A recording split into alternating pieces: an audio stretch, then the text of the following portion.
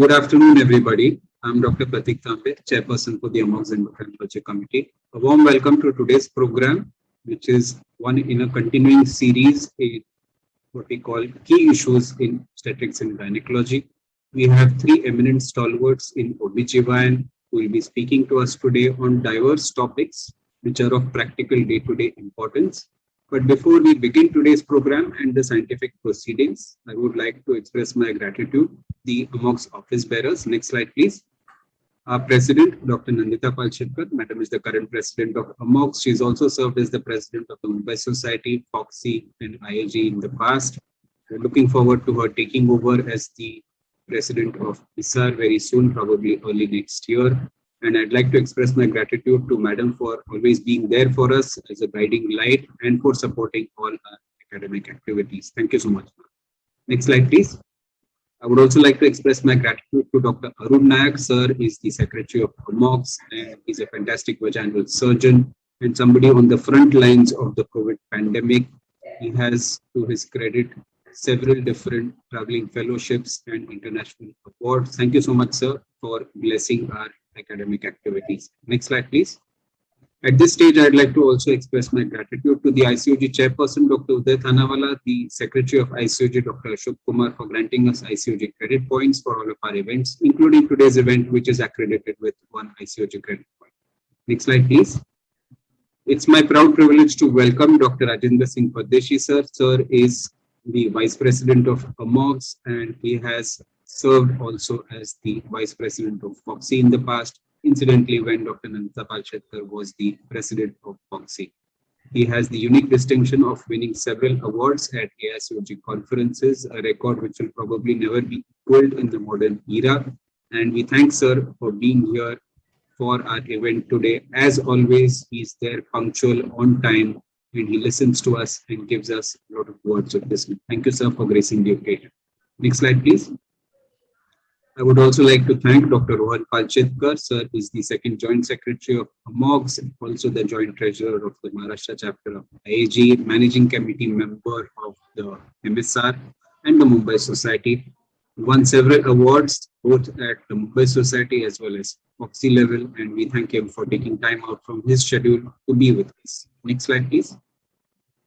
We are also delighted to welcome Dr. Prerna Keshan. Madam is one of the Yuva coordinators of FOXY and she has been faculty at various zonal, national and international conferences. Several publications to her credit. She is the East Zone leader for the Young Talent Promotion Committee of FOXY, chairperson for the IMA Mission Pink Health Assam, state coordinator for the IMA Assam Safe Motherhood Committee, several other distinctions to her credit, and it's always a pleasure to have her with us. Thank you so much, ma'am, for joining us today. We have three eminent key opinion leaders from all over the country who will be delivering talks at today's event. The first of these is Dr. Anurekha. She is going to be speaking to us on obesity and pregnancy issues. She was a member of my FOXY committee when I was the FOXY Endocrinology Committee chairperson. We are also privileged to have with us Dr. Sunita Arora, ma'am, who will be speaking to us on male infertility. She is the secretary of the Delhi ISAR. And last but not least, we have Dr. Bharti Maheshwari, who has been chairperson of the MTP committee of FOXY, and she'll be talking to us on CTG interpretation in current practice. So we have a wonderful academic program lined up for all of you. So sit back, relax, and enjoy your afternoon with us. I hand over the scientific proceedings to our three eminent chairpersons. I would request Dr. Pardeshi sir to introduce the first speaker, Dr. Anurekha, please. Thank you so much. Felicia, can we have the introduction of Dr. Anurekha, please?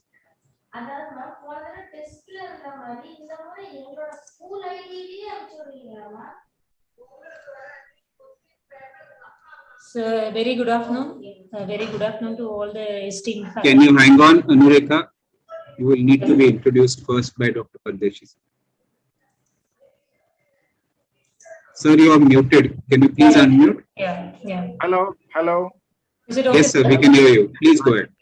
Yes. Yeah. Good afternoon, everybody. Today, we would like to invite and introduce Dr. Anurekha JP from Salem, and she will be addressing us on the issues obesity and pregnancy issues. Dr. Anurekha Yes, sir. Dr. Anurekha is from Salem, alumni of AIIMS, CMC Vellore, JIP MER, and SCB MCH. The active member of FOXI, ISAR, and IFS, member of Endocrinology Committee, FOXI, as Dr. Pratik told, she was very active member of FOXI at his time. Affiliations includes associate professor of government Mohan Kumar Mangalam Medical College, Salem, consultant IVF, ARMC IVF, Salem, and she got Dr. Nimish R. Shelat Research Award by FOXI. Great. It's a really best award. And best oral paper presentation at UA ISAR 2016. Dr. Kamini Rao orator. She was in 2019. And more than 10 years teaching experience, more than 15 international and national presentations, and around 10 international and national publications in peer-reviewed journals. And I think she is the best person to address us on obesity and pregnancy issues. Over to Dr. Anurekha. Thank you, sir. Thank you for your nice introduction. A very good afternoon to all the faculties. I think I'm audible. Yes. Yeah. You're audible, ma'am. You can start sharing your screen. Yeah.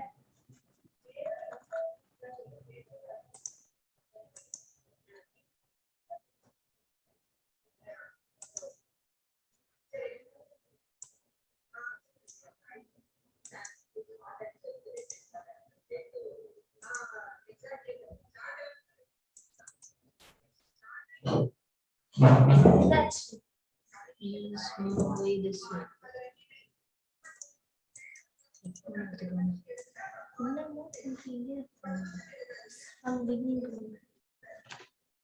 Is it okay, sir? Yes. We can see. Yeah. Okay. Yeah, go ahead. Yeah, very good afternoon. I'll be talking on obesity and the issues related to pregnancy. Of course, obesity is an epidemic, so as to say. I'll quickly get on to these points, the definition of obesity and the prevalence, and a word on gestational weight gain and its relation to obesity, and the pregnancy in obesity, as well as obesity in pregnancy, vice versa. And also the risks and measures which can be both preventive as well as therapeutic in these issues.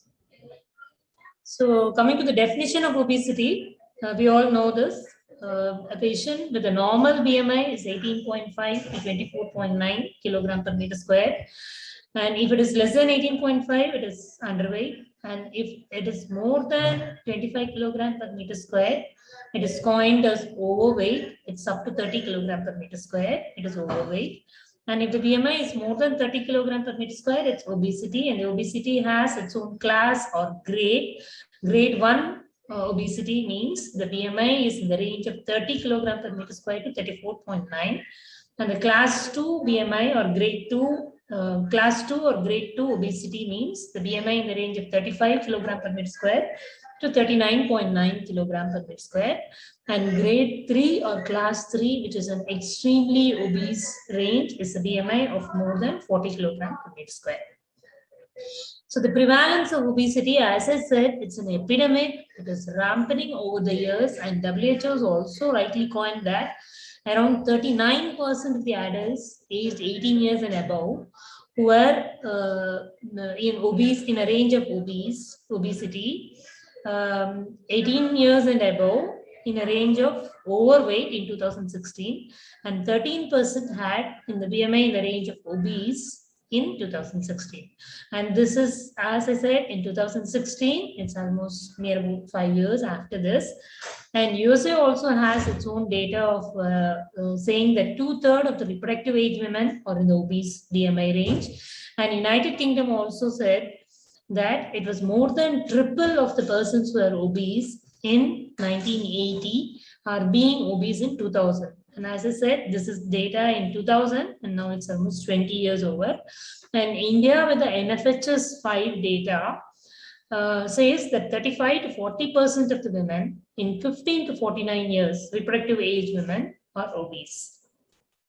So this obesity, when it comes for pregnancy, So what is the relation of gestational weight gain with pregnancy? So normally the women gains weight during pregnancy. As I said, this is normal, and this normal weight gain during pregnancy can become abnormal for some patients. Like a normal patient who gains 10 to 16 kg on an average throughout the whole pregnancy, which may be like most of the content is of amniotic fluid, and the water content which has been gained due to the increased intravascular volume, and 2.2 to 3.5 kg due to the fat which is deposited all over the body, and 0.9 kg due to the muscle mass and the protein deposited all around. This is not the same for all. Like this can be pathological or abnormal when the patient is already obese or overweight. Like when a patient is overweight, she has to be considered of a weight gain during the pregnancy, and the range of 6.8 to 11.25 kg weight gain throughout the pregnancy. And this is an extreme 6 to 11. This is an extreme again, and this has to be individualized according to the women. And if the patient is already in an obese range, a weight gain of 11 to 20 pounds or 4.95 to 9 kg throughout the pregnancy is considered as normal. And with the Queensland clinical guidelines, this has been further split out as for a normal woman, for all women with a normal BMI, a weight gain of 0.5 to 2 kg per week can be considered as a normal. And for an underweight woman, 0.5 kg per week. For a overweight or obese woman, this is to be 0.2 or 0.3 per kg per week as a weight gain throughout the pregnancy in second and third trimester. And further splitting on to a singleton pregnancy or a multiple pregnancy. For a singleton pregnancy, an obese woman can be permitted to gain around 5 to 9 kg for a total duration of pregnancy. For a multiple pregnancy, it can be around 11 to 19 versus a normal patient of 7 to 25 kg weight gain throughout the pregnancy. So this gestational weight gain, this is a new concept which has been evolved around. Earlier, this was not stratified, and earlier this was not classified according to the trimester as well as a singleton or multiple pregnancy. So in nutshell, the weight gain during the pregnancy has to be monitored in an obese woman or an overweight woman. So the pregnancy itself in obese patients is a delayed one, so as to say. Like for a obese woman, there may be an associated hyperinsulinemia or an hyperandrogenemia, which increases the risk of anovulatory cycles. And still there is a study which has reported that after all the confounding factors like the age, parity, or the regularity of menstrual cycle, that is the anovulation, has been ruled out, still there is a longer time to pregnancy in obese women than a person with a normal weight. It is around 89.4%. 89.4% women getting conceived within 1 year if the BMI is at the rate of 26 kilogram per meter square, that is slightly on the overweight, whereas 82.7% with a normal BMI, that is 20 to 25 kilogram per meter square. So this study has been the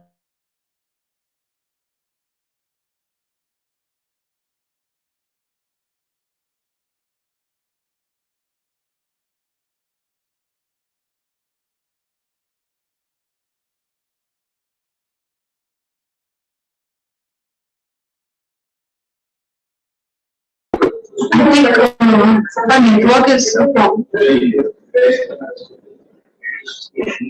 Dr. Anurekha?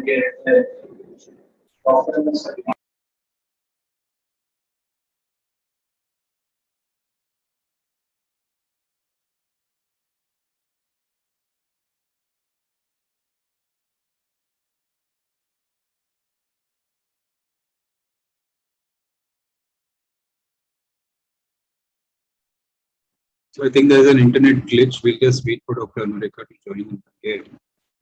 In the meantime, what I wanted to ask Dr. Prerna is, do you see a lot of obesity in that part of the world where you practice? I think it must be very uncommon. No, sir. There's like with the rise of obesity in almost all the countries in the last maybe 20 years have noted an ascending trend in obesity. Like Even no in country, northeast part of India where people are traditionally no, very sir, lean no. and slim, We you have still a see lot of it. obesity. We have a lot of obesity and PCO running around, and in a OPD of maybe 50, we treat almost every day almost around 35 to 40 clients of PCO with obesity. Wow. So yeah, this really the T tribes of Assam. It is really we see less people with that amount of fat in the body, but then the main the town areas and where we are practicing, we get a lot of PCO with, and even if there is no obesity, there the PCO along with this lean thing is also very common here. In this T tribes, the lean PCO is very common, and the people residing in the township areas, the obese PCO is common. So what we have seen is that there's no decreasing trend of obesity. It's like the word has to be globacity, what I feel.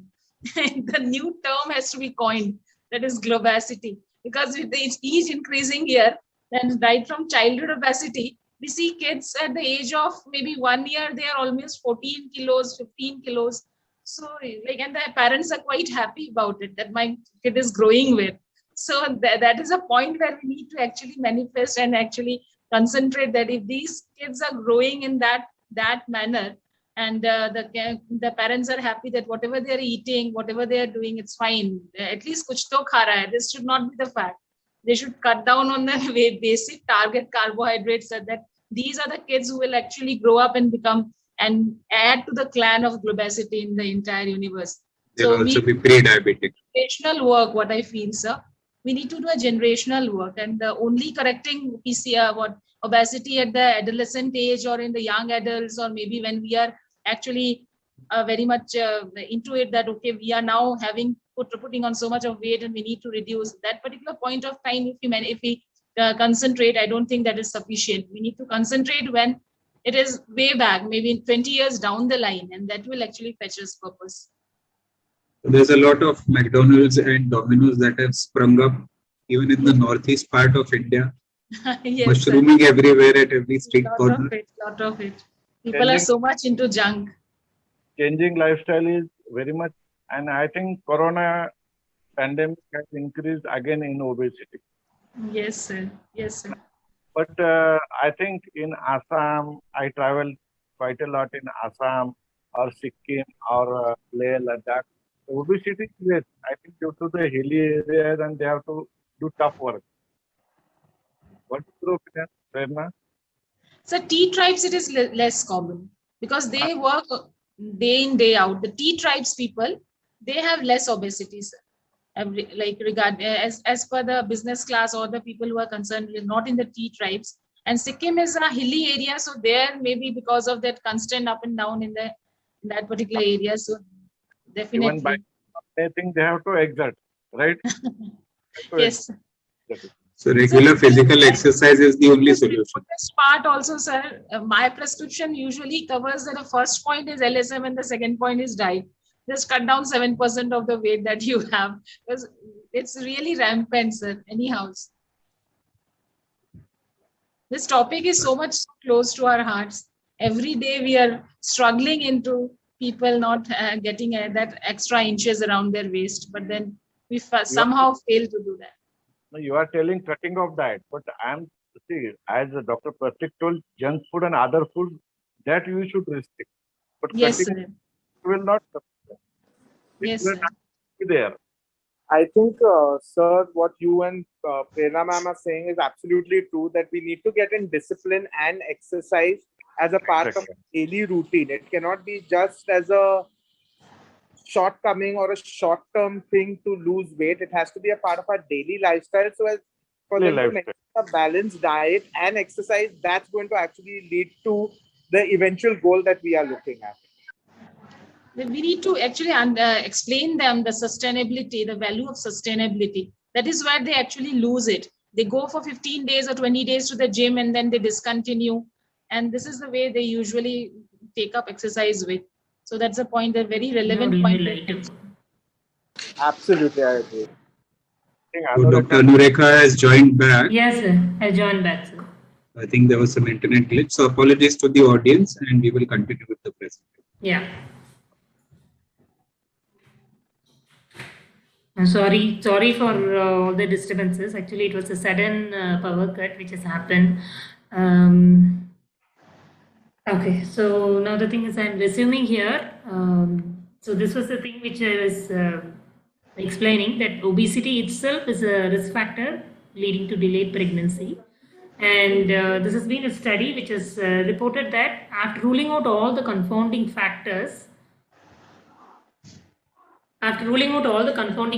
still there is a delayed time to pregnancy, and the percentage of women who are getting conceived in 1 year is less in an obese group than the women in a normal BMI.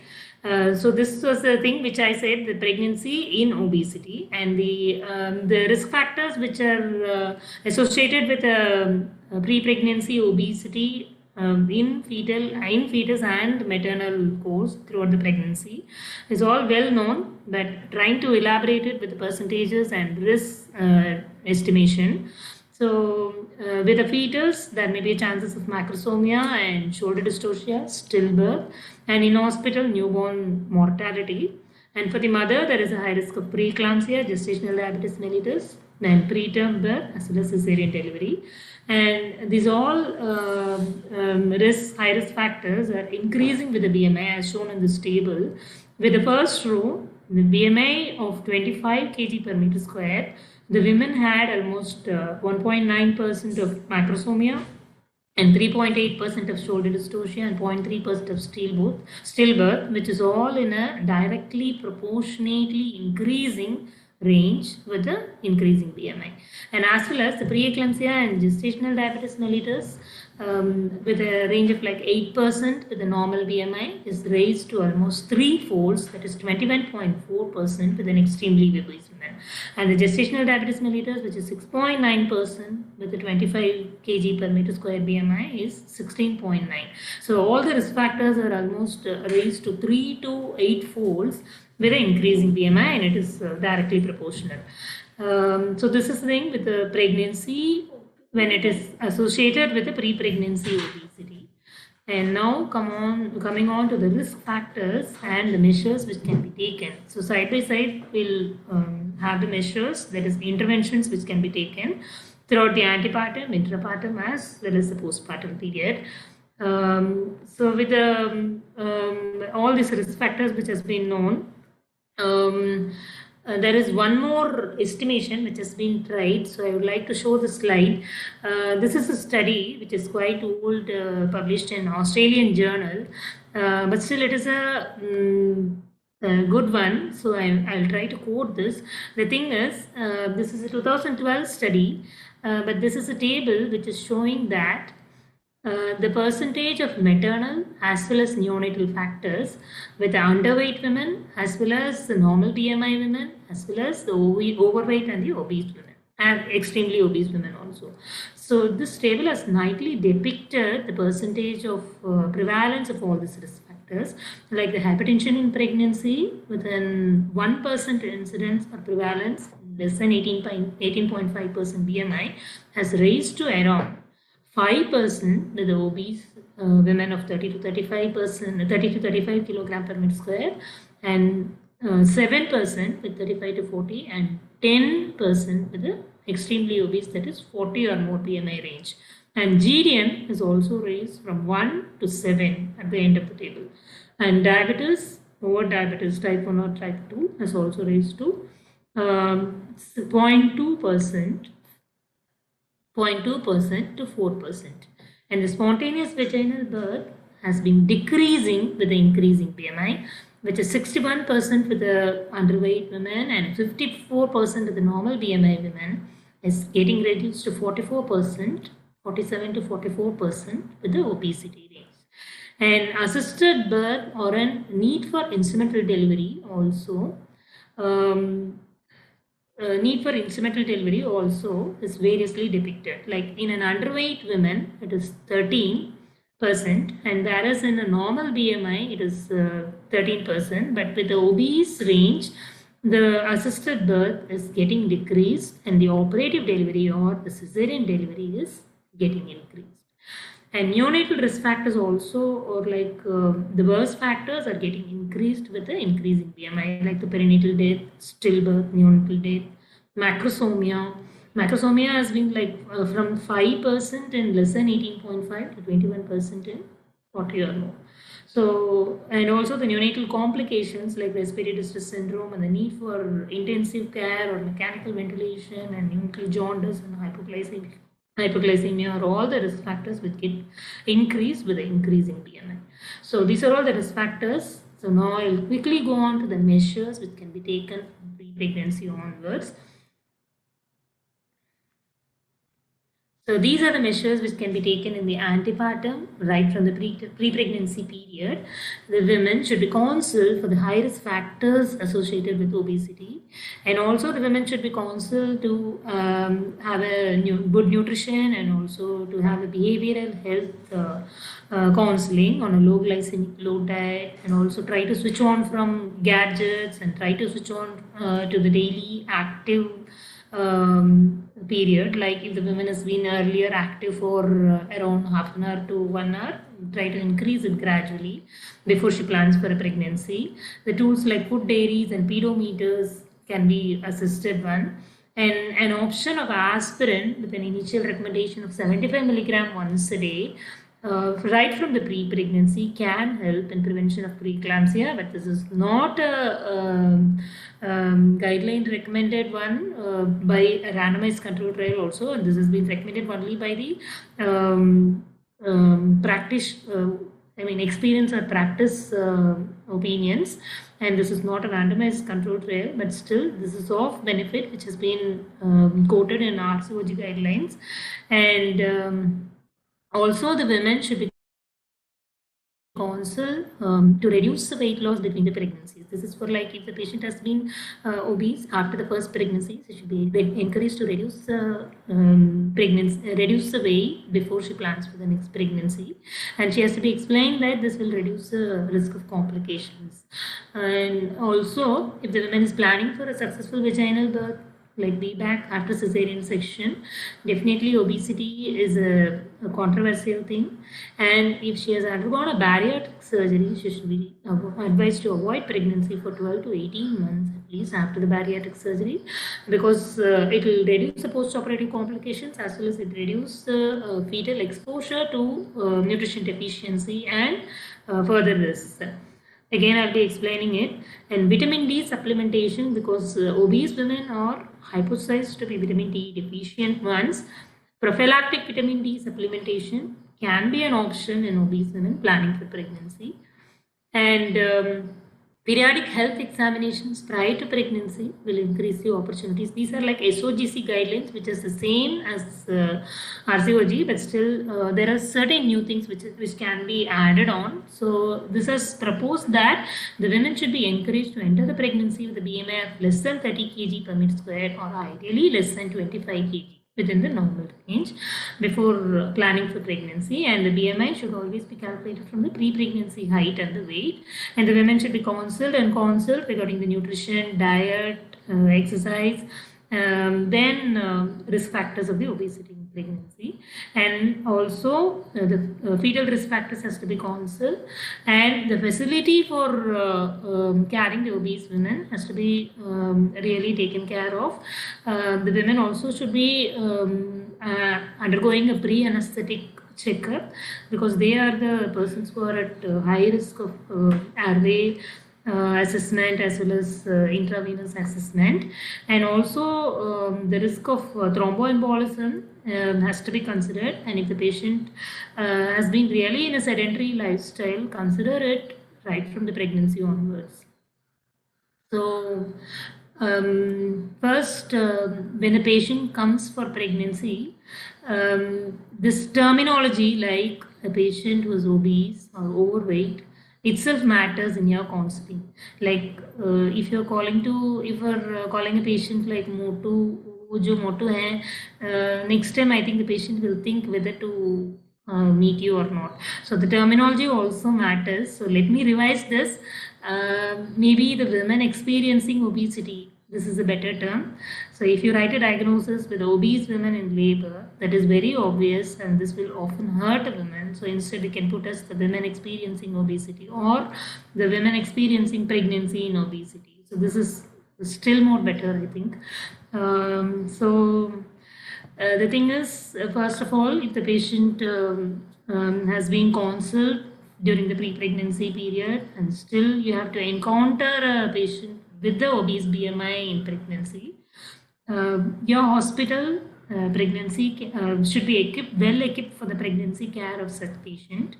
And as like this picture shows, there is a obese woman for whom the nurse has been tying a gown, which is quite often an XXL or more than the size. So think of it whether your hospital has that type of dress. And also the equipments, each and every equipments, right from the BP apparatus and OT stretchers, OT tables and wheelchairs and everything, right from the BP apparatus to the theater tables, and also the pathways and ways between the corridors, ways between the hospital wards, as well as the bed size and everything has to be taken care of. And the patient has to be counseled for the need of pneumatic compression devices and also the physiotherapy, chest physiotherapy and everything. So just think of the equipments and infrastructure, whether it is all right, and the patient has to be taken care of in such a setup. And also the investigations, a little beyond the routine antenatal investigations, you have to think of an early glucose screening test. And suppose if the patient is a post-bariatric surgery, she will need an intravenous glucose tolerance test, because your regular routine oral glucose tolerance test may not help in diagnosing GYN in such patients. And also the patient has to undergo a regular baseline investigations, which is usually not thought of in a pregnant patient, like a 24-hour urine protein analysis and a renal function test and liver function test, including all the transaminase enzyme levels. And also the patient should be questioned for an obstructive sleep apnea, which may be associated with an increased post-op morbidity and mortality in high BMI patients. And the patient should have a pre-anesthetic consultation and airway assessment before the patient is getting admitted in labor ward. And still, if the patient is getting into a pregnant period with an increased BMI, still can she reduce her weight? Yes, of course she can reduce her weight. During pregnancy also, her dietary interventions and exercise will reduce the risk factors of the maternal and neonatal or fetal risk. Like dietary interventions will reduce the preeclampsia, even though the relative risk is less, like 0.53 to 0.85, that is 0.67% with a confidence interval. The risk reduction is there, which has been documented for the diabetes mellitus, hypertension, as well as preterm delivery. And also the risk of instrumental delivery is reduced. So the patient may have a normal vaginal or a VPAC or a decreased chances of cesarean delivery. So she should be encouraged to reduce her weight. As I said, the optimum weight gain, gestational weight gain for an obese or overweight patient is right from 6 to 9 kg. So if the patient is underwent a bariatric surgery for obesity, what is there if the patient plans for a pregnancy? Yes, she can plan for a pregnancy, and the impact of bariatric surgery is also there, as like certain benefits are there, and for certain risk factors are also there. The patient may have a beneficial reduction of GDM, hypertension, postpartum pregnancy, induction of labor, and anesthetic risks and all. But there is a risk of nutritional deficiency and malabsorption issues, especially if the patient goes for an unplanned pregnancy before the time of like 12 to 18 months after the bariatric surgery. And the baby also has an increased rate of fetal growth reductions, small for gestational age, stillbirth, or a neonatal intensive care admission. But still there is a reduced rate of neonatal respiratory distress and all, which has been documented. So bariatric surgery patients, still they can plan for a pregnancy, but the nutritional deficiency has to be taken care of. So the thing is, we just have 5 minutes left. Sorry. Yeah. So now with the antepartum, we are now moving on to the intrapartum factors. So the patient has come in labor with all our pre-pregnancy counseling, and during pregnancy also she has hardly reduced her weight. She has come in labor. Intrapartum, we are taking care of her. As I said, the equipment and infrastructure, everything has been taken care of. She is in a high-risk care unit for obstetrics. This is one good article by Dr. Swarna Kadilkar ma'am, which I would like to quote here. So, this is a thing which is shown as obesity in pregnancy is an obstetrician's obstacle. This is a nice one. This intrapartum thing, I have taken it from ma'am's publication, editorial publication in GYN. So this is like with the intrapartum, the patient has come, what are all to be expected. The patient may have a prolonged first and second stage of labor, and there may be a maternal exhaustion and poor bearing down efforts, which may lead to increased incidence of instrumental delivery, fundal pressure. If it is a routine practice there in your hospital, it is going to be difficult for obese women. And there may be problems like malpresentation or macrosomic baby, which may be a really difficult one and a difficult one to deliver. And the patient may land up in an cesarean section quite often, and intrapartum ultrasound may be quite useful for especially patients with BMI in obese range who are going into labor, because the clinical examination is quite often going to be a very difficult one for obese women. And with all these things, if the patient is taken care of in an high-risk unit with an early securing of IV access, better to get an anesthetic consultation beforehand, and also the patient has to be counseled that the obesity itself is a risk factor for operative delivery and cesarean delivery.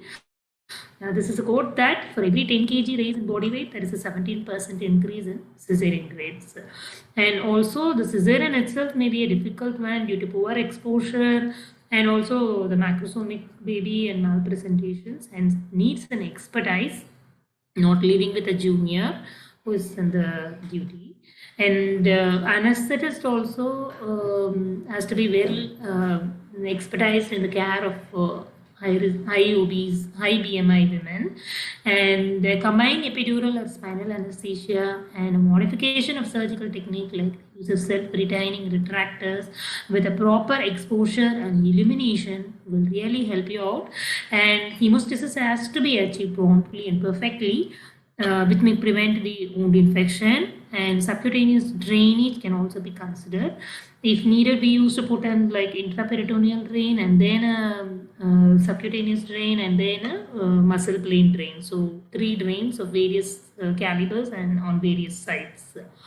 And postpartum, this woman has to be taken care of with a proper position, with a proper monitoring of the vitals, with a continuous intensive monitoring and oxygen support. And 3rd stage, active management has to be taken care of, and 4th stage also has to be monitored. And postpartum hemorrhage is 4 times common in obese women. Maybe this is because of the increased leptin, which is leading to decreased myometrial contractility, but this is a hypothesis. But anyhow, on practice, we have seen that postpartum hemorrhage is more common, and hence prophylactic oxytocin, misoprostol has to be given, and the patient has to be monitored with a continuous uterine massage by a birth attendant if available.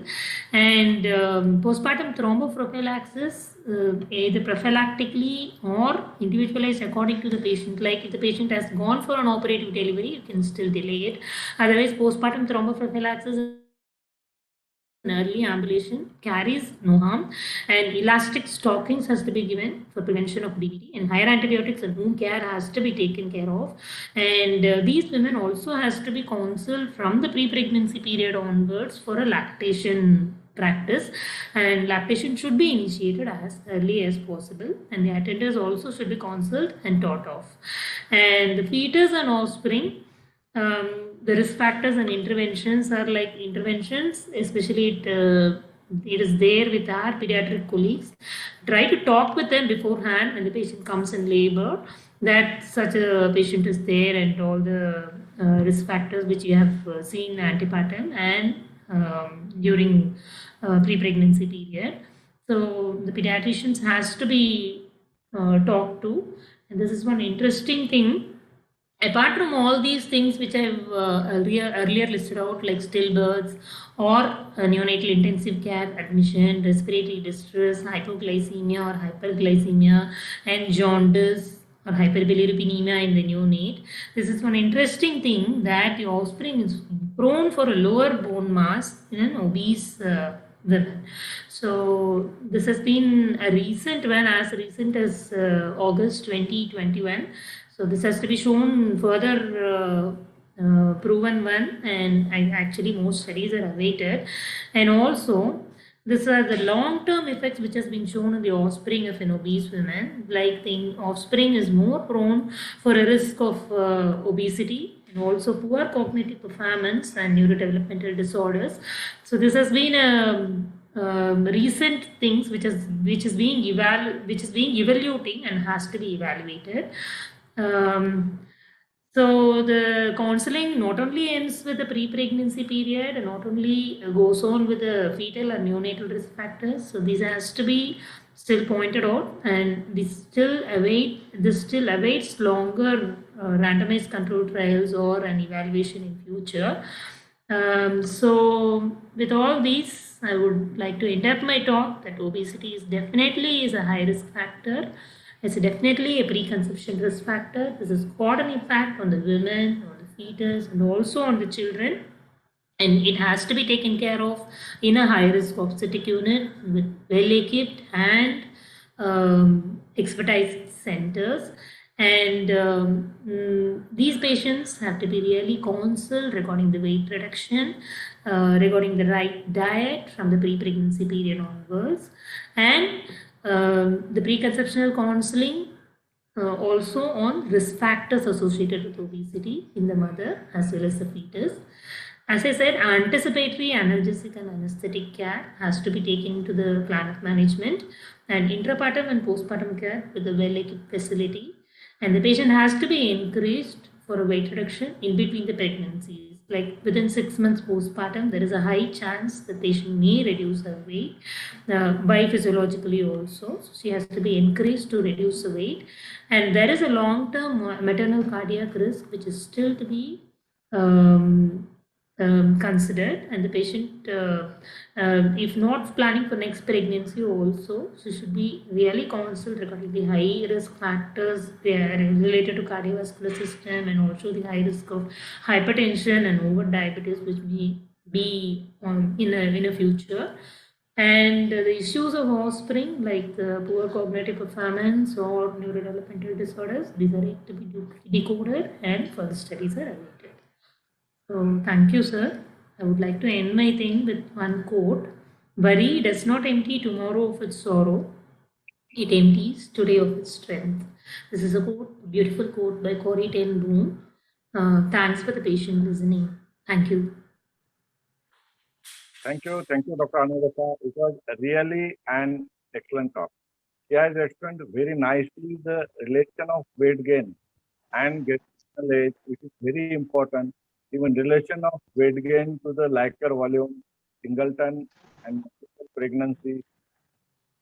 Very excellently, she has been and many things she has explained, but she continuously stressed on to monitor obesity, because preterm birth, macrosomia, shoulder dystocia, stillbirth, and GDM will be increasing if obesity increases, BMI increases, and issues of thromboembolism, and not only pregnancy issues in obesity, but she has explained nicely antenatal, intrapartum, and postpartum. She has covered even bariatric surgery and operative precautions. What operative precautions to do?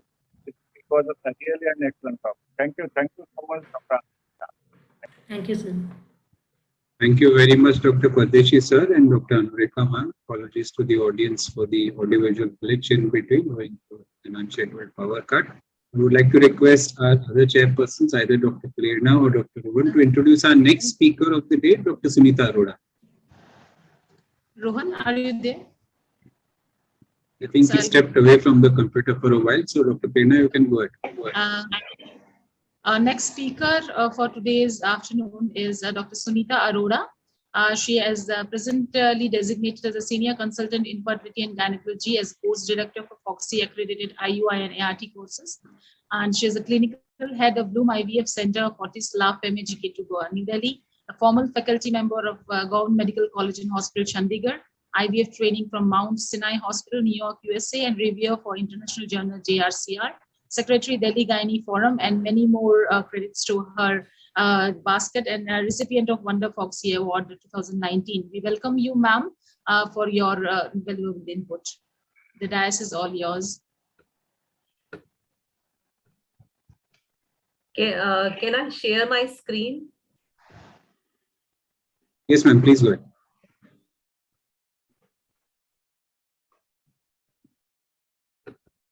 Thank you so much, Dr. Prerna, for a wonderful introduction. And at the very outset, I would like to thank Dr. Pratik Tambe for inviting me here for this great webinar. And my heartiest congratulations to the entire Society Organizing Committee, AMOGS, and especially to Endocrinology Committee, AMOGS, for having this webinar. So, I mean, they have really wonderfully chosen the topic. So we being gynecologists, we keep on reading a lot about female factor infertility, but most of the times male infertility still stays untouched. And so many aspects of male infertility still remain, like with the urologists and general surgeons, and we really don't explore it much. So as we all know that male infertility and female factors and male factors, if we talk about around 30 to 40% cases of all infertile couple cases, they belong to or they can be contributed by the male partner.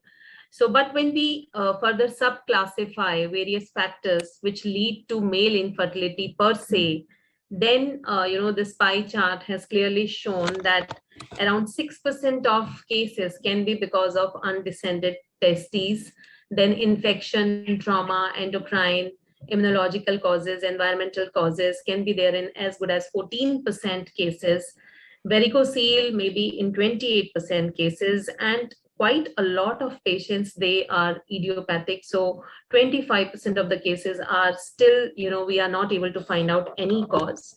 15% of the patients can be genetic causes, and obstruction, sub-obstruction can be seen in 12% of all the cases.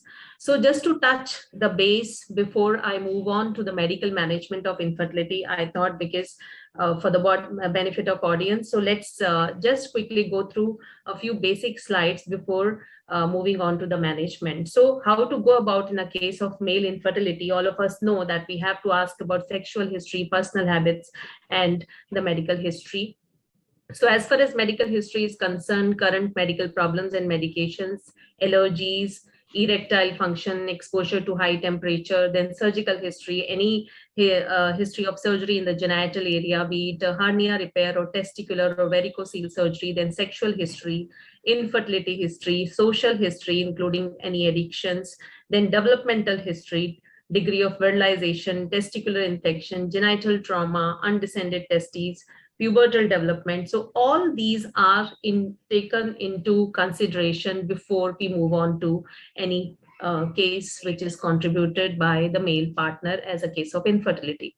So I always tell my fellows that, if you have this diagram in your mind, then, it becomes easier to understand the cases of male infertility. So testes and then epididymis, which is the storehouse for sperms. So the sperms, when they are lying in epididymis for quite a long time, this is the place where they are, they are under the effect of reactive oxygen species.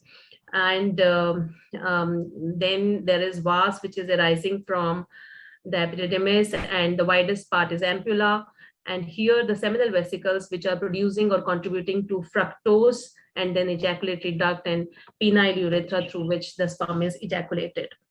So before we actually give a comment on whether my patient, my infertile couple who is coming to me is actually attributed by the male partner, we have to be very, very sure that we are right in making the diagnosis. So we have to look at whether this semen sample, which has been labeled as maybe oligospermia, has been labeled as a case of oats, the sample has been collected properly after abstinence, wide mouth container, and no spermicidal creams or lubrications have been used. Another very, very important thing is that we have to know that semen can be divided into 4 fractions. So there are 4 parts. Pre-ejaculatory is the secretion from the urethral and bulbourethral gland, which actually doesn't contain any sperms. Then there is a dilute fluid from prostate glands. Then the major portion of sperm comes from vas and distal epididymis, which makes around 5% of the volume. And part 4 is seminal vesicle secretions, which contains few sperms. So this 1, 2, 3 actually is the initial part, which is ejaculated. And sometimes when the male partner is not able to collect the sample properly and it gets spilled over, then we will be finding that particular semen sample as falsely labeled as oligospermic. So this history is also very important. Another clinical importance of this particular fact is that the sample which is being examined has to be mixed properly before it is analyzed. All of us know about this WHO laboratory manual and WHO 2010 parameters, which are, as per, we are reporting our reports as per this, these indicators. Semen volume 1.5 ml or more is supposed to be normal. Concentration 15 million per ml. Total sperm number 39 millions per ejaculate. Then progressive motility, they are the main deciding factors. So total motility 40%, 32% progressive motility, vitality being 58%, an alkaline sample with pH more than 7.2 and less than 1 million leukocyte counts. So this is WHO 2010 parameter, just to revise this. And the various terminologies, finally, before I move on to medical management, we should all be aware what is oligospermia. So sperm concentration less than 15 million per ml. Then astheno, the word astheno means sluggish. So when the motility is affected, when it is less than 40%, progressive or non-progressive sperms or less than 32% progressive motility is there, we call the sample is asthenozoospermic. Then teratio word is basically morphology. So less than 4% normal sperm as per Kruger's criteria. When a combination of all these 3 is existing, we call it an oat sample, that is oligoasthenoteratozoospermia. Then azoospermia, then polyzoospermia. So polyzoospermia is more than 200 million per ml. Then coming to these particular terminologies, which are hypospermia, hyperspermia, and aspermia. So we should not get confused again that aspermia is different from azoospermia. Azoospermia means no sperms, whereas aspermia means no semen sample being produced at all. Hypospermia is when the volume is less than 1.5. Hyper is when it is more than 6, which may be there in some infective pathologies.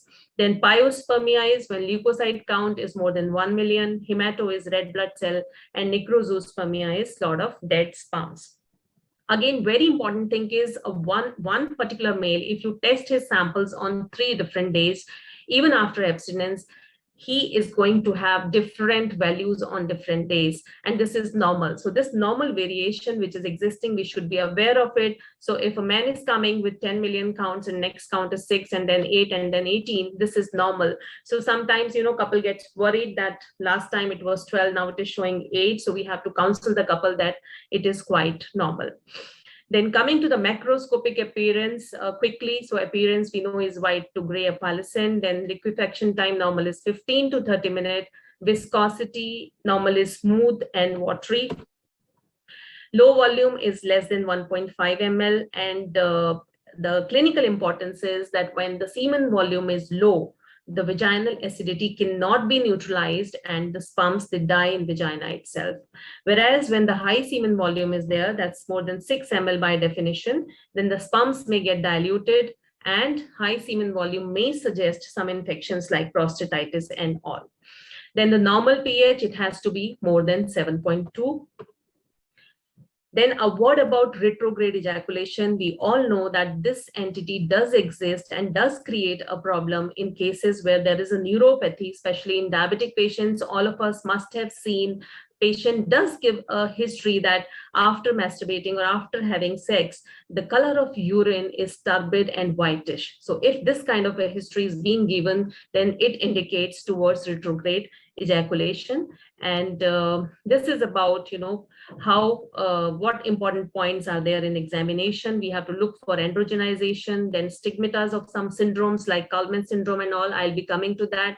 Then genital defects, which can be phimosis, can be hypospadias, then chronic scrotal dermatitis, then testes, particularly whether they are present or absent, the size of testes, epididymis, feel of epididymis, then vas and cord. So now coming on to, like whenever I have to write a prescription for my patient, first of all, after a quick examination, preferably by a urologist, like most of us have to send the patient to a male urologist. So whenever a semen parameter or a semen report is showing subnormal values, first thing is we have to confirm that, the patient has collected the sample properly and not used any spermicidal cream or anything, and has not lost first part of sample when it was being given for examination. The container used was the right type of container. And as far as azoospermia is concerned, I will come to that also, that one single report of azoospermia, we cannot label our patient as azoospermic. It has to be at least 2 reports, and the sample needs to be tested after centrifugation. If after centrifugation also we don't find any sperm, then only on 2 different occasions we are getting the same report, then only we can call it a azoospermic sample. Now, apart from an examination, sometimes, rarely, a scrotal ultrasound or transrectal ultrasound may be needed, but we should know, the endocrinology, like when at all I have to refer or write down the endocrine investigations for my patient. So there are clear-cut guidelines. If it is oligospermia, less than 10 million. If it is hypospermia, means the semen volume is less than 1.5 ml and we have taken the history correctly. If there are signs and symptoms of endocrinopathies, hypogonadism features are there, then, and erectile dysfunction. So these are 4 indications where I would be advising an endocrinology for my patient. Now, coming to the medical therapy, which is actually the topic for today's discussion. So we can broadly divide the medical therapy for male infertility in 2 parts. So one is specific medical therapy and other is empirical therapy. So coming to the specific medical therapy, so as the name signifies, specifically targeted to, to a cause. So hypogonadotropic hypogonadism, like the gonadotropins are deficient, so FSH and LH are the answer. So I'll be taking this in few next slides in detail. Then chronic filarial epididymoorchitis, antifilarials obviously. Then gland infection, antibiotics is the answer. Then anti-sperm antibodies, either go for IUI or steroids, although evidence does not support much the use of steroids because it is very difficult to demonstrate that yes, it is a case of anti-sperm antibodies.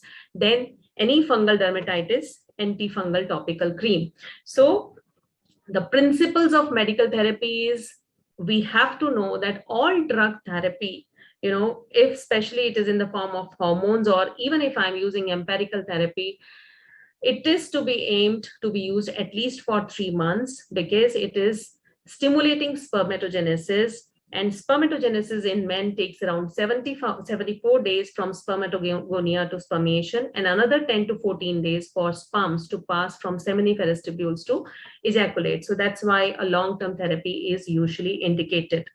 So cases of hypogonadotropic hypogonadism. So as this word signifies, the gonadotropin levels is low in the blood.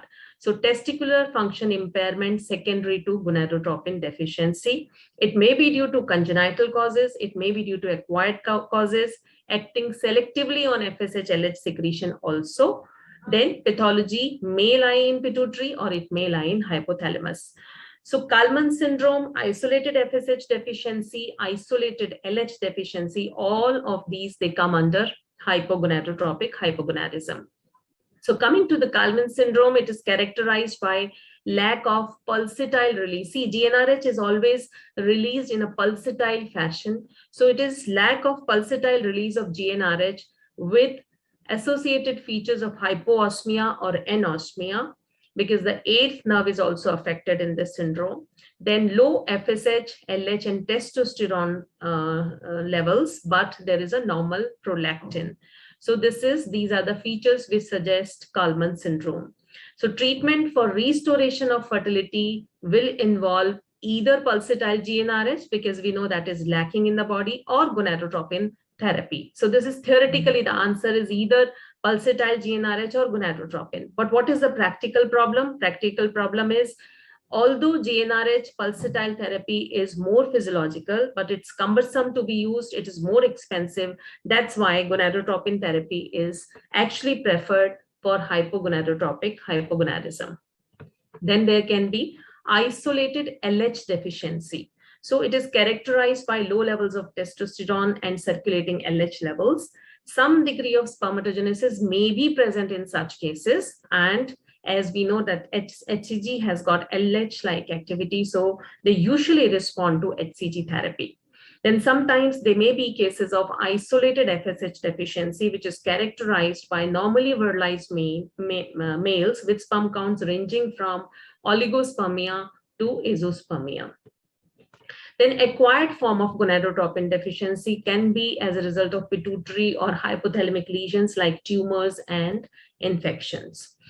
Now, in general, when we talk about the management of hypogonadism, if androgenization only is needed, then only we think of testosterone preparation. But if we are thinking of restoring the fertility, then testosterone is not the answer.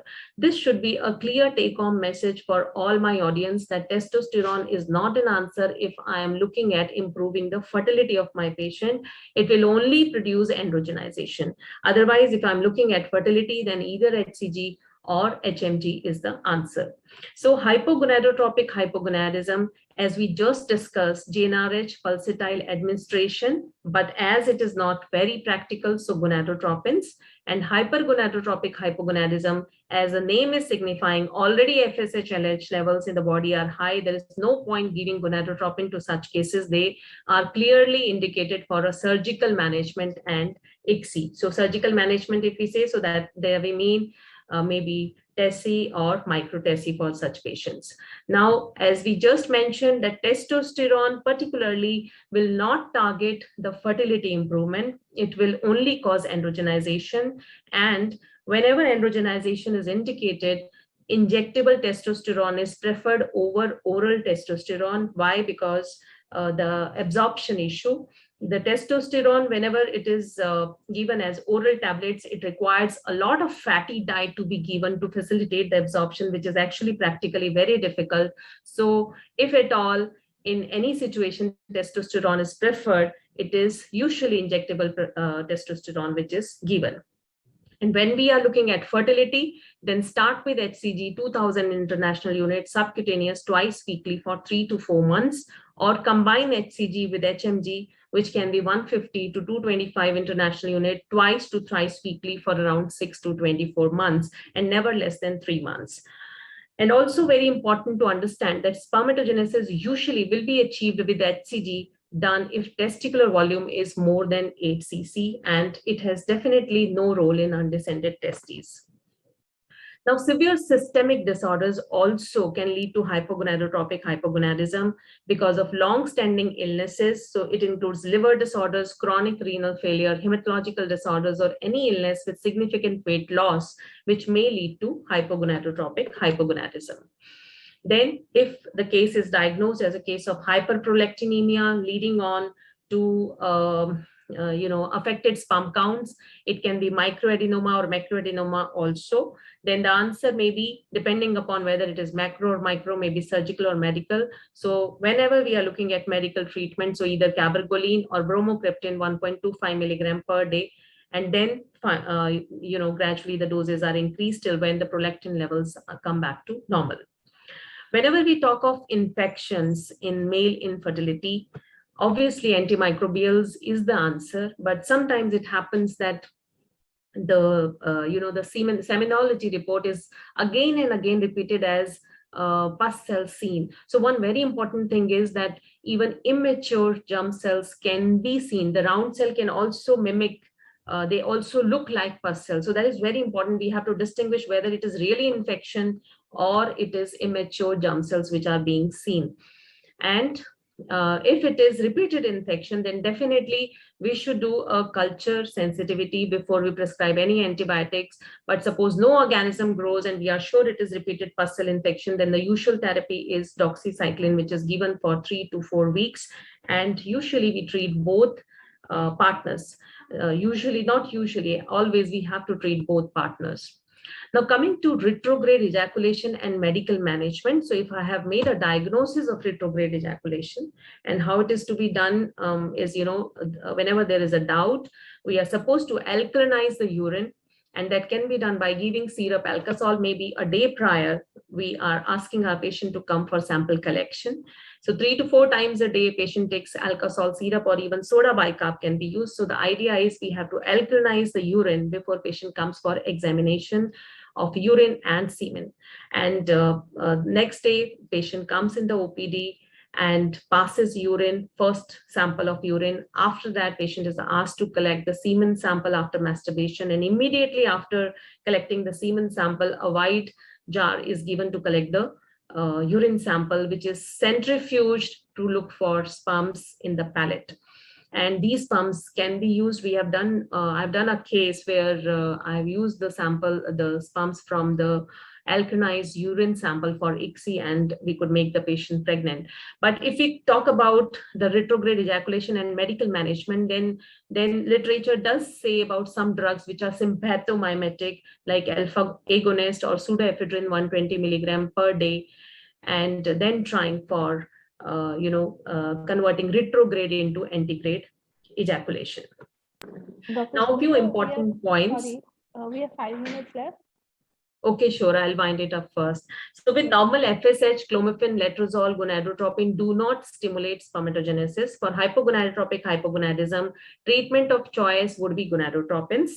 Androgen therapy, I have talked about in detail. However, no proven role of androgens in improving spermatogenesis. We have covered this. Then why testosterone therapy does not work? Let me just quickly go on to empirical therapy right away now. So empirical therapy, most of us know and feel that it is just an eye wash. And let me tell you that there is no robust evidence which is available, which says that yes, one antioxidant better over other, or if at all, they are going to help our patients in long term. So, but still some few ones which are mentioned in literature, they contain zinc, different minerals, vitamins, vitamin E, lycopene, then coenzyme Q10, then astaxanthin, and some herbal antioxidant preparations are also there. And there are different reports, but let me tell you, no meta-analysis, no robust data which really supports one over the other, or if at all, it is being supported. So no drug proven as per evidence-based medicine. But still, if we have time, my patient is a young couple, and they don't have any other factor, and we can try it for 3 to 6 months and look for some improvement.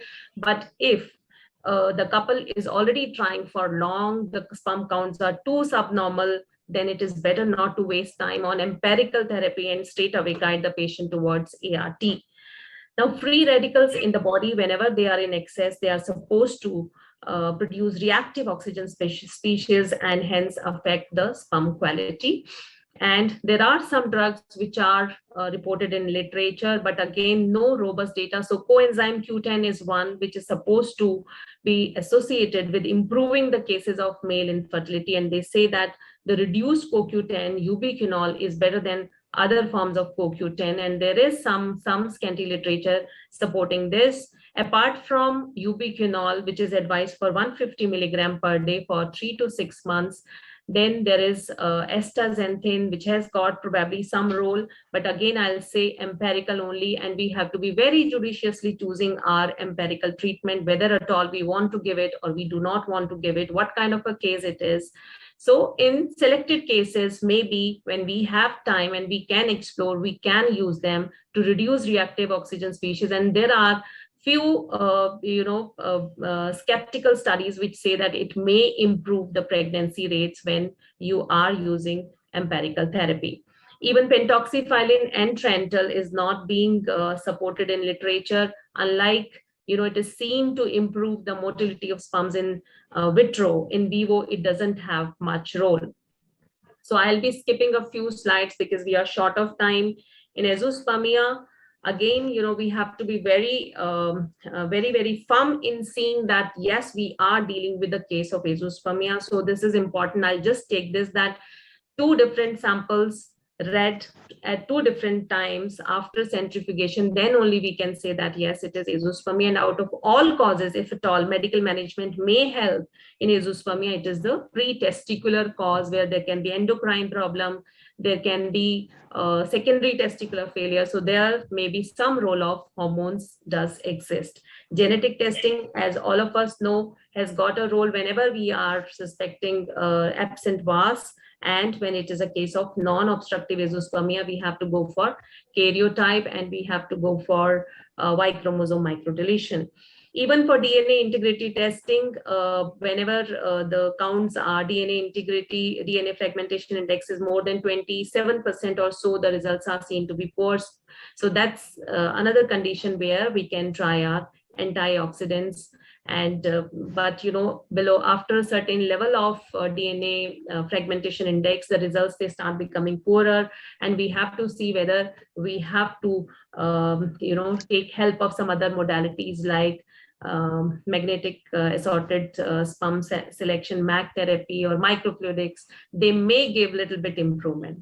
So in summary, we have to confirm a proper ejaculation. We have to rule out that we are not dealing with a case of cryptozoospermia. Crypto means hidden. So after centrifugation, you have checked that there are no sperms.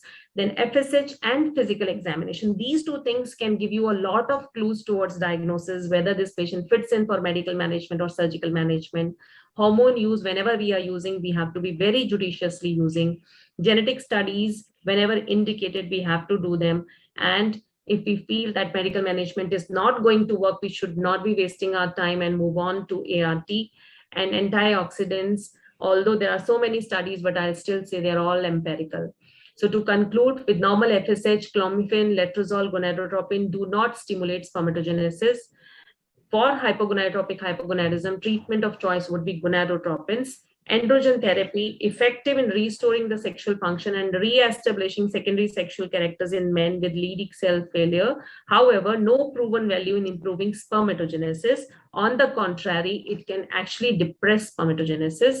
Empirical therapy in mild male factors, yes, when time permits. Otherwise, we may need to move on to ART straight away.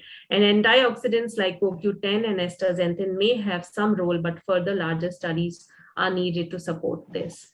So thank you so much for your kind patience, and thank you for having me, and any questions are welcomed. Thank you, ma'am. You have really elaborated the very pertinent topic such exhaustively, and at least explored area of fertility, that is male infertility, quite rightly said. And the brunt is borne by the female clan. Because of the socio-economic and the socio-cultural stigmas, the female has to bear the entire brunt, even if the male partner is the offending factor. And very, very pertinently said, ma'am. And the very thorough knowledge of male reproductive anatomy, what I feel is every gynecologist should have this prior to the patient shifts to an ART center. The routine gynecologist also should have a thorough knowledge of male reproductive system to thoroughly evaluate the case in the basic outstep procedure. And we see in many peripheral labs giving teratozoospermia when the morphology is more than 10% even. So the WHO parameters of when the morphology is more than 4%, around 4%, should be followed by the peripheral laboratories also, what I feel. And that standard lab variation should be taken into account. And sample spillage, that you have very pertinently said that it has to be really recorded whether there was a spillage or not. And one very important thing that is popping up these days is that we are checking a lot of Y chromosome microdeletion. And we are even getting a lot of positive cases right here. And along with that, there's 80% absence of congenital vas difference absence in cases of CF. So that these two things that I just wanted to mention, and it was a really nice and exhaustive talk. Thank you, ma'am. Thank you for your time and inputs. Thank you. Thank you so much, Dr. Prerna. Thank you. Really an excellent talk. Thank you, Dr. Sunita. Thank you, Dr. Sunita Arora, ma'am, and Dr. Prerna Keshan for conducting that session so beautifully. Thank you for that exhaustive talk. I know you spent a lot of time making the slides. It was an original presentation, not a recycled presentation. So thank you very much for being here and sharing your knowledge with us. Can we have the introduction of the next speaker, Dr. Bhati Maheshwari, please? It's my privilege to introduce the next speaker. Dr. Bhati Maheshwari is a well-known figure in OBGYN in India. She is a professor and head at the Department of OBGYN at Muzaffarnagar Medical College. She also holds a diploma in IVF and reproductive medicine from Germany. She served as the chairperson for the FOXI MTP committee from 2018 to 20. She also has a fellowship in medical education, governing council member of ICOG, joint secretary of UPCOG, vice president of the Meerut OBGYN Society. She has several publications to her credit, and most importantly, I feel, is that she's very passionate about the work that she takes on. When she took on the role of MTP chairperson, she spread knowledge all throughout the country, visiting even small little societies and helping people to come abreast of what are the modern concepts, the recent amendments in the MTP and PCPNDT Act. Today, she is here to speak to us on an obstetric topic, and that is the CTG interpretation in current practice. I present to you Dr. Bhati Maheshwari. Thank you, Dr. Pratik. Good evening, everyone. And first of all, congratulations to Dr. Pratik for organizing such a wonderful webinar on an important topic and giving me opportunity to talk on this. And in next 15-20 minutes, I'm going to just highlight the important issues related to CTG. And good evening, Dr. Padeshi sir, and all other speakers and chairpersons. Thank you very much. So CTG, this is of course not a new thing for us. This is an important tool for fetal surveillance, and the confidential inquiry into stillbirth and death in infancy report published in 1997 found suboptimal care in 3/4 of babies who died from an intrapartum related cause. And most of the criticism, they focused on electronic fetal monitoring. And this report highlighted failure to initiate CTG when indicated, failure to ensure good quality CTG, inadequate CTG interpretation, and failure to communicate the finding to senior staff in a timely manner. So the conclusions resulting from these findings included recommendations for a regular rolling program of training in use of CTG, simple guidelines on the interpretation, as well as guidelines on appropriate management in situation where CTG is abnormal and clear lines of communication when an abnormal CTG is suspected. So finally, the need of this talk is today that we all know that it is a test used in pregnancy to monitor both fetal heart pattern as well as uterine contraction. It should be used only in the third trimester when fetal neural reflexes are present. Its purpose is to monitor fetal well-being and allows early detection of fetal distress, antenatal or intrapartum. An abnormal CTG indicates the need for further invasive investigation and untimely may lead to emergency cesarean section. Now the question comes when to do CTG. There are many maternal indications. Important one are when the maternal medical disorders like pregnancy-induced hypertension, diabetes mellitus, anemia and other hematological disorders, chronic hypertension, cardiac disease, Fallot disease, renal disease and thyroid disease, bad obstetrical history, post-dated pregnancy, and fetal indications when there are reduced fetal movement, suspected IUDR, abnormal FHR by auscultation, multiple pregnancy, rhesus isoimmunization, and before induction of labor. How frequently this test should be done? Usually every 7 days, weekly, but twice weekly is recommended in some conditions like when postpartum pregnancy, in cases of diabetes mellitus, fetal growth restriction, gestational hypertension. Additional testing is performed for maternal or fetal deterioration, regardless of time elapsed. Others perform non-stressors daily or even more frequently. And we all know that this is the CTG machine, and this can be applicated externally, or when the machine used is called CTG, And the application of transducers, this is done on the abdomen, and some internal transducers are also available so that you can use it internally also at the time of intrapartum. So normally external machine, that is the most commonly used during the antenatal parting. Setting the CTG machine, we all know that for the graph representation, we have a one horizontal scale as well as vertical scale. Normally, horizontal scale paper speed is set to 1, 2, or 3 centimeter per minute, and vertical scale where the sensitivity displays are set to 20 or 30 beats per minute per centimeter, and fetal heart rate range display of 30 to 240 per minute. You can say here that these are the 3 small vertical spaces per centimeter, means 1 centimeter, one small, this cube has 10 beats per minute. So if you can say that 30, 60, so 1 is cube represents 10 beats, and this speed contractions are here again, and here you can see that internally uterine activity 0 to 100 millimeter of mercury.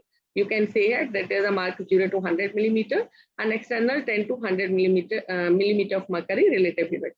And the fetal heart rate, that is 30 to 240, they are displayed in this graph.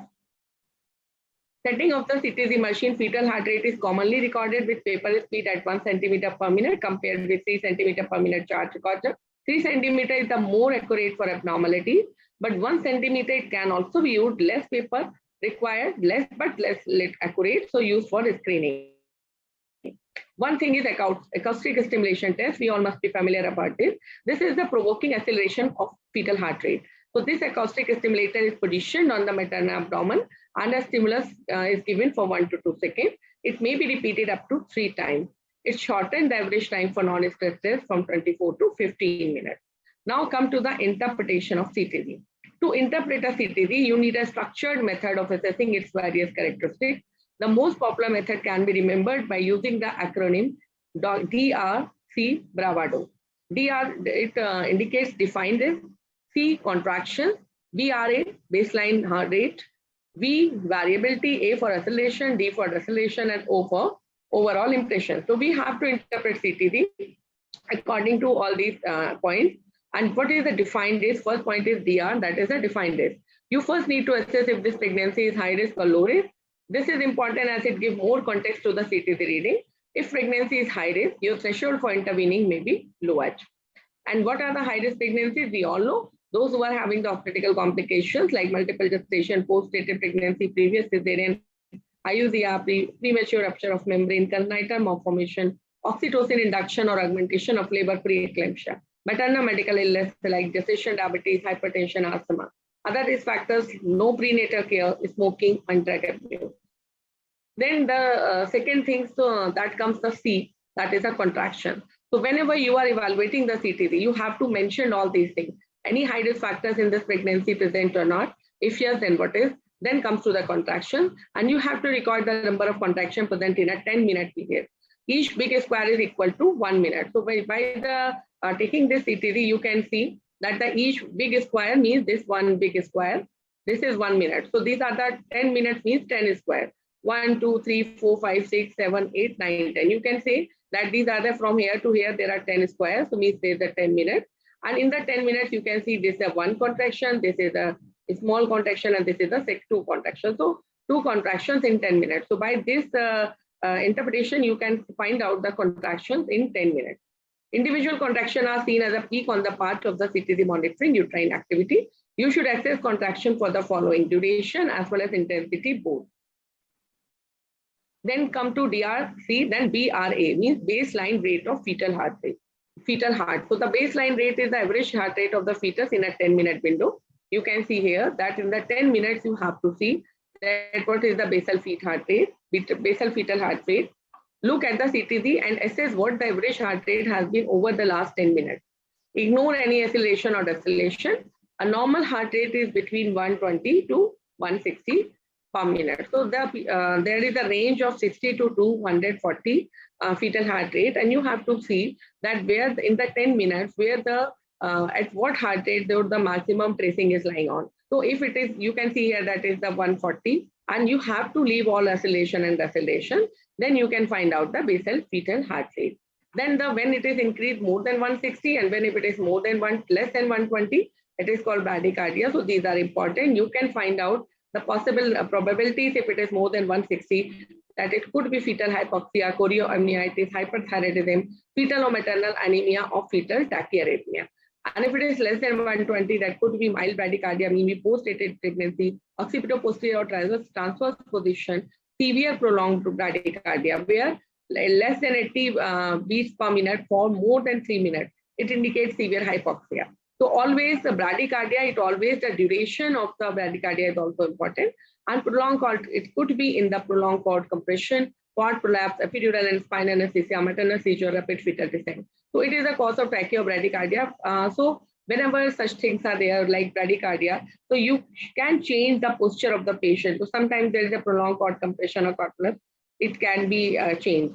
Then variability. The next criteria is the after VRA, variability. Baseline variability that refers to the variation of fetal heart rate from one beat to the next.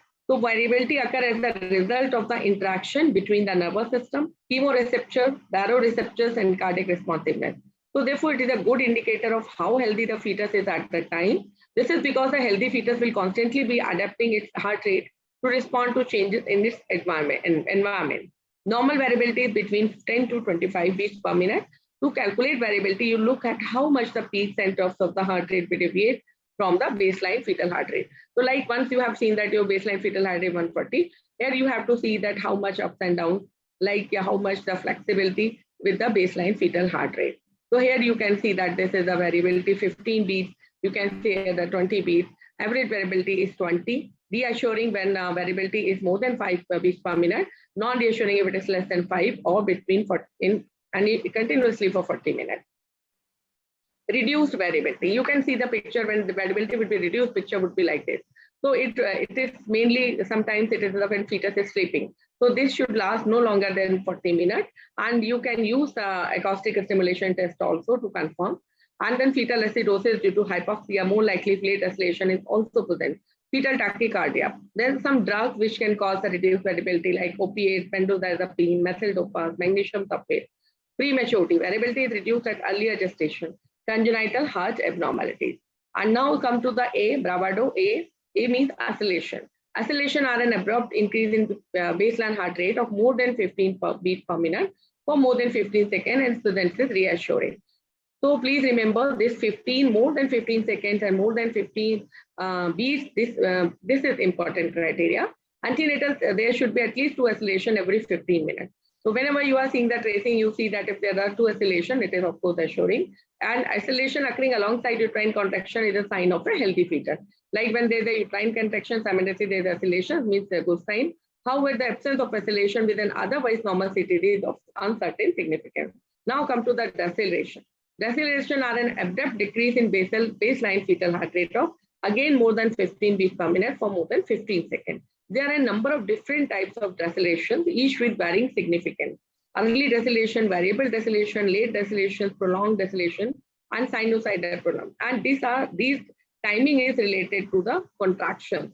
Early deceleration, they start when uterine contraction, they begin and recover when uterine contraction stop. You can see that here, this is the deceleration, this is with the uterine contraction, it starts, and it ends when uterine contraction stops. This is due to increased fetal intracranial pressure causing increased vagal tone. It quickly resolves once the uterine contraction and an intracranial pressure reduces. This is therefore considered to be physiological. Variable deceleration. They are seen in a rapid fall in baseline fetal heart rate with variable recovery phase. They are variable in their duration and may not have any relationship to uterine contraction. And they are most often seen during labor and patients with reduced amniotic fluid volume. And they are usually caused by umbilical cord compression. The umbilical vein is often occluded, first causing an oscillation in response. Then umbilical artery is occluded and they cause a subsequent rapid deceleration. When pressure on the cord is reduced, another oscillation occurs and then the baseline rate returns. Oscillation, therefore, before and after a variable deceleration are known as the shoulder of the deceleration. So their presence indicates the fetus is not yet hypoxic and is adapting to reduce the blood flow. So interpretation of CT is very important. It's not always that there is early deceleration or there are variable deceleration. needs the operative intervention. And variable desolations can sometimes resolve if mother changes position. So that's why whenever such findings, you should change the position of the woman. The presence of persistent variable desolation indicates the need for close monitoring. Variable desolation without the shoulder is more worrying, as it suggests the fetus is hypoxic. Then come to the late desolation. Again, these desolation, they are related to uterine contraction. Here you can see this is the contraction, the ends and desolation doesn't end. So late desolation begin at the peak of uterine contraction, recover after the contraction ends. This type of desolation indicates there is insufficient blood flow through the uterus and placenta. As a result, blood flow to the fetus significantly reduced, causing fetal hypoxia and acidosis. So this is mainly occurs in the maternal hypotension, preeclampsia, and uterine hyperstimulation. If there is a persistent late desolation taken, and even in the presence of late desolation, they should take taken seriously, and fetal blood sampling for pH is indicated. Prolonged desolation, a desolation that lasts more than 2 minutes. If it is between 2 to 3 minutes, it is caused by it is classed as non-reassuring. If it lasts longer than 3 minutes, it is immediately classed as abnormal. And action must be taken quickly, like fetal blood sampling and emergency cesarean section. So these are the different type of desolation. You can see first you have to see the what is the high risk factor, then you see the baseline fetal heart rate, then you see whether any oscillation is variability, then you see whether any oscillation is present or not, and then you see the desolation, then what is relation to uterine contraction. You can say that is the early desolation. Here you can say that the uterine contraction, this is the desolation. But always see that when it is more than 15 seconds and for more than 15 beats per minute only, then it is significant. Here you can say late desolation. Here you can say variable desolation, because there is a no, here the early, here is the late. So there is no, and shoulder is also there. You can say with desolation, there is the acceleration, and here also after desolation, and there is the acceleration. Late desolation, severe variable desolation. So these are the different patterns you must know, you must be familiar, and you must interpret. Sinusoidal pattern, this look like that. You can see this is a typical sinusoidal pattern, and it is rare. However, whenever it is very present, it's very serious and high present with high rate of fetal morbidity and mortality. It is described as a smooth regular wave-like pattern, frequency of around 2 to 5 cycles per minute, stable baseline rate around 120 to 160 per minute, no beat to beat variability. A sinusoidal pattern indicates severe fetal hypoxia, severe fetal anemia, and fetal maternal hemorrhage.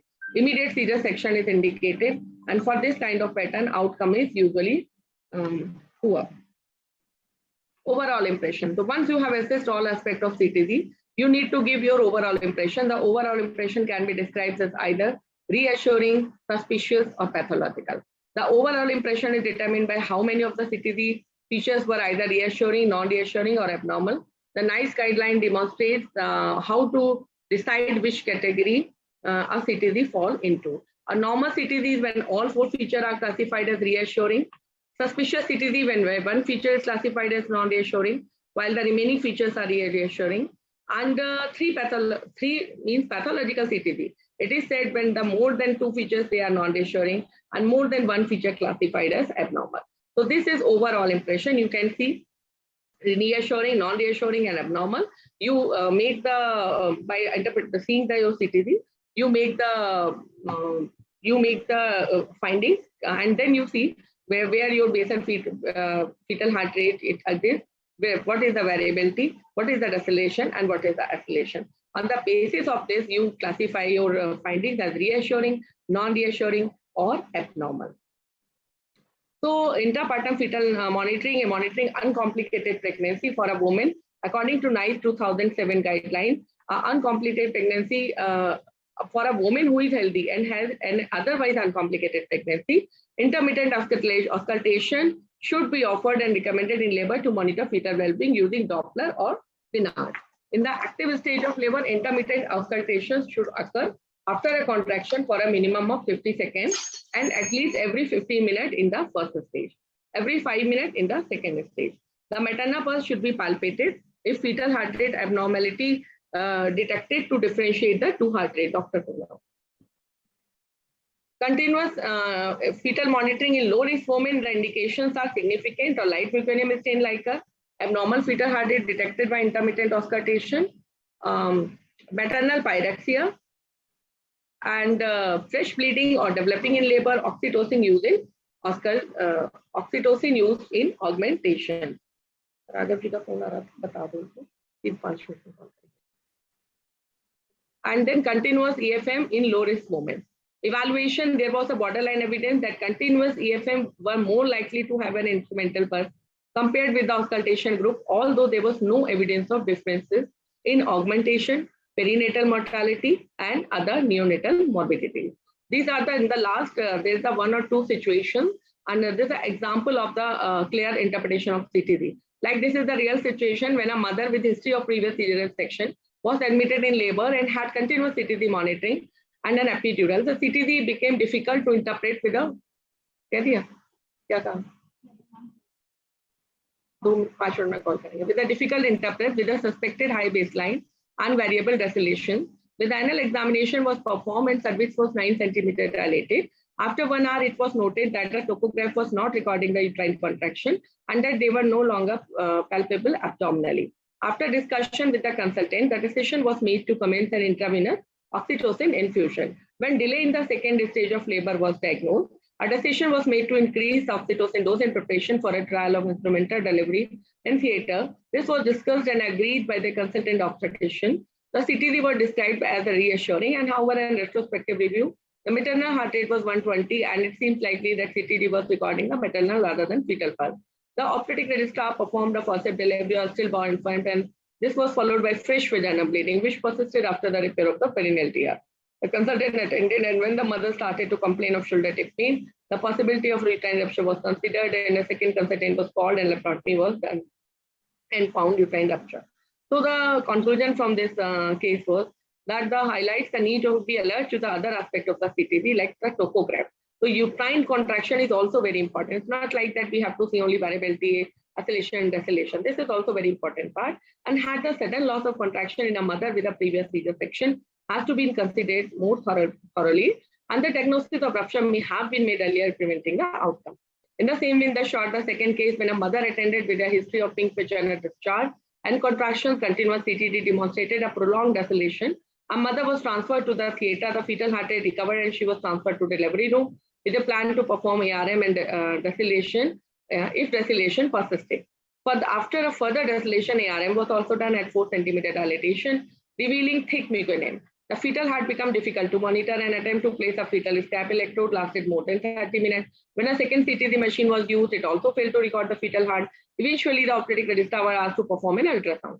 A fetal bradycardia was noted and category 1 cesarean section was performed when the baby was stillborn. So finally, here the highlight is that when a fetal heart rate becomes undetectable, maternity team need to act quickly to ensure that fetal heart rate is satisfactory. And although fetal scalp electrodes are a recognized way to monitor the fetal heart, when the transabdominal route is unsatisfactory, they can still be unreliable and it can take time to establish a good rate. So good quality continuous recording of both the fetal heart rate and uterine contraction are a critical prerequisite for adequate CTD interpretation. So this is very important take-home message. Trying to achieve this in a timely manner can be intrusive, but it is a duty of health providers when appropriate to find a way to adequately monitor women and their babies in labor. Ultrasound scanning should be used to exclude severe fetal heart rate abnormalities when a CTD recording cannot be obtained reliably via transabdominal transducer or fetal scalp electrode. Recognition of and prompt action when faced with a pathological CTD. A significant proportion of the reviews identified that healthcare professionals either didn't recognize a pathological CTD or they didn't acted upon it even when it was recognized. So key management decisions should not be based on the CTD interpretation alone. When reviewing a continuous CTD, healthcare professionals, they must take into account the full picture, including the mother's history, stage and progress of labor, any antenatal risk factors, and any other sign the baby may not be coping with the labor. So a CTD should not be reviewed as a stand-alone investigation. So thank you very much that we have to remain alert and we have to train our staff and subordinates for doing proper CTD as well as for proper interpretation. Thank you.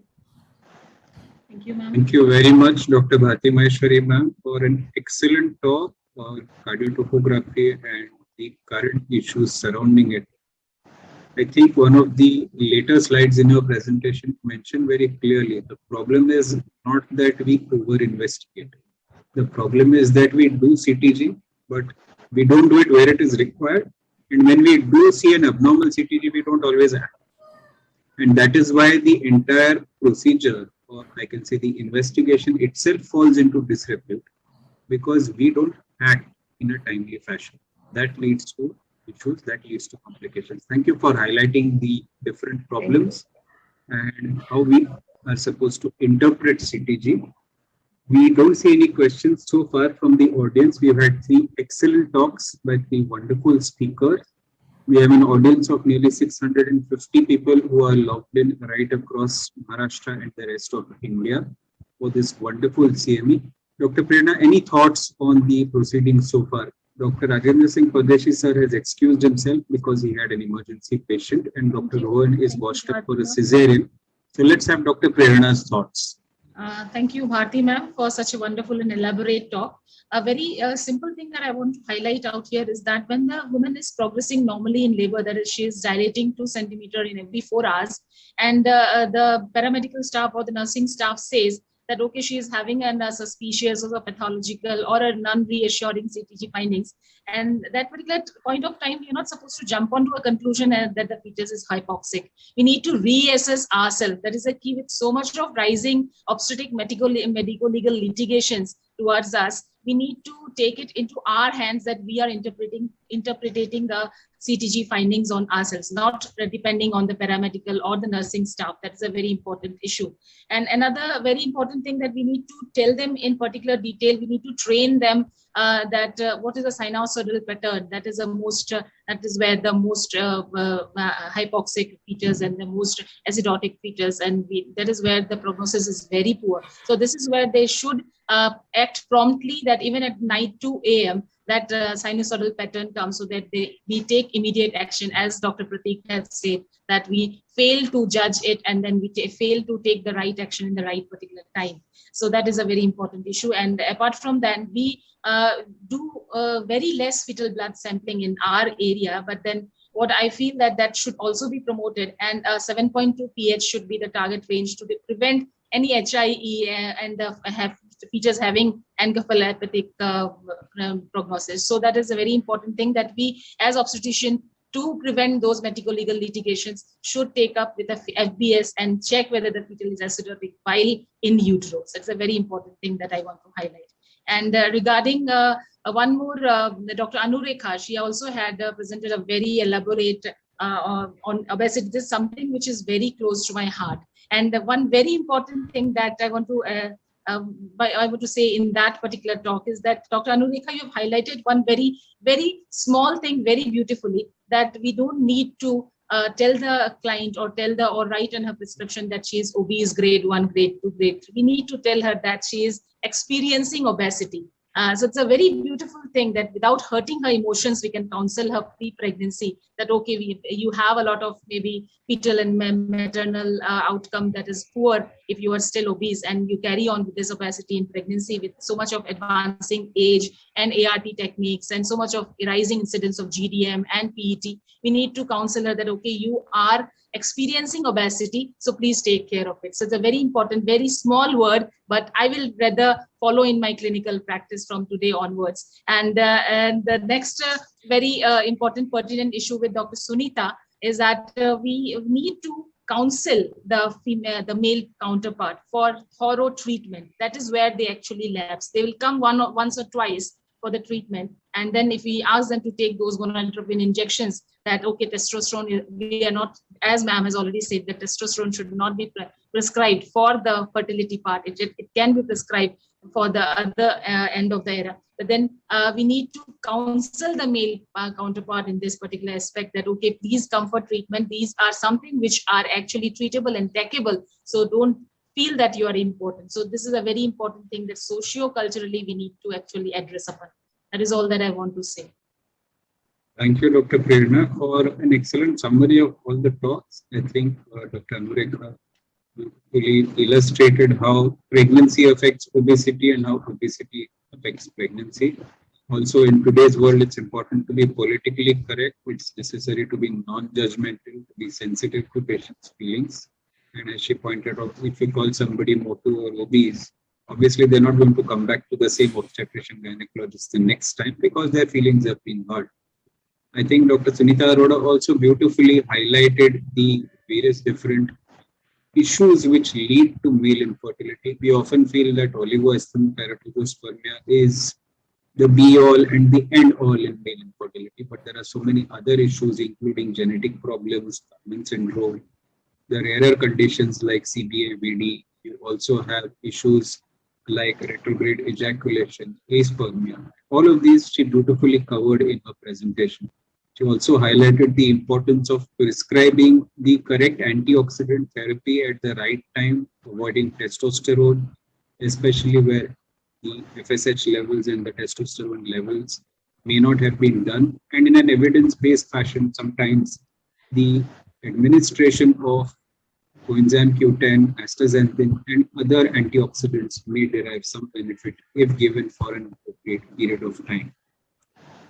I don't see any questions so far in the chat box, so I will close today's program with the formal vote of thanks. I would like to express my gratitude to our esteemed President, Dr. Nandita Palshetkar, our Secretary, Dr. Arun Nayak, to our three chairpersons for today, Dr. Rajendra Singh Pardeshi, our Vice President of Box, Dr. Arun Palshetkar, our Joint Secretary, Dr. Prerna Keshan, the Yuva Coordinator of Hockey. Thank you so much for being here.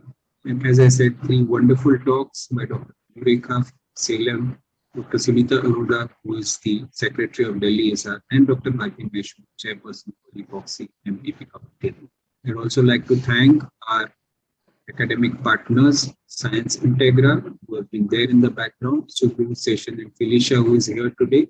Also, my gratitude to the ICOG Chairperson, Dr. Uday Thanawala, the Secretary of ICOG, Dr. Ashok Kumar, for the ICOG credit points. And last but not least, our pharmaceutical partners or education partners for today. That is the Acumentis Viviana team. We look forward to seeing all the audience at the next event, which will be very soon. Thank you so much, everybody, for logging in. And we hope you had some good take-home messages, which will be useful to you in clinical practice. So until the next time, take care. God bless. Bye for now. Thank you, Dr. Pratik. Thank you. Thank you, ma'am. Very nice talk.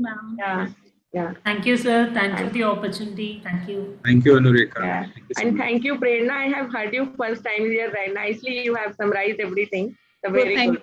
Yeah, very concise and good. Prerna is a very rising star. Okay, yeah, I am impressed. I am impressed because I have never heard her. And really, it is very good. And Dr. Pratik, I am always inspired by you because your endocrinology committee's tenure is completed, but अभी भी हमें realize नहीं होता है कि खत्म हो गया है. अभी से काम चल रहा है. So I am always inspired by you. Thank you. Thank you very much. Your talk was very nice, ma'am. It was very elaborate. Thank you, Prerna. Actually, इस समय हमारा peak time है ना. मैं college में हूँ और इतने सारे disturbances हैं. But मैं हो पाया बड़ी बात. But still, you managed very well. Yeah. Thank you, ma'am. Thank you. Thank you, Felicia. You can take us off there. Take care. Bye for now. Yeah. Bye bye. Thank you, sir.